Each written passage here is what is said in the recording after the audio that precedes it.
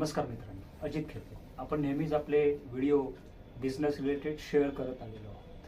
तर बिझनेस एक असा प्रकार आहे की त्याचा पोर्टफोलिओ एक असतो. बिझनेसमध्ये जेव्हा तुम्ही जाता, आधी तुमच्याकडे प्रोडक्ट असायला पाहिजे.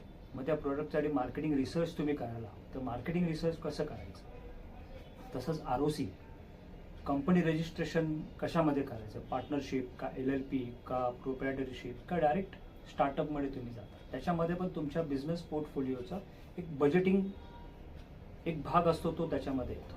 मग एकदा ते रिसर्च केल्यानंतर तुम्हाला फंडिंग वगैरे प्रॉपर मिळाल्यानंतर, प्रोजेक्ट रिपोर्ट गेल्यानंतर, हे सगळं तुम्ही जमिनीवरती एखादा प्लांट उभा करता. मग तो कुठे करायचा, कशासाठी करायचा, मग त्याचं channel, domestic marketing, international marketing, त्याचं एक्सपोर्ट इम्पोर्टचं लायसन्स, DGFT मध्ये एक संस्था आहे सेंट्रल गव्हर्नमेंट, तिच्या थ्रू होतं.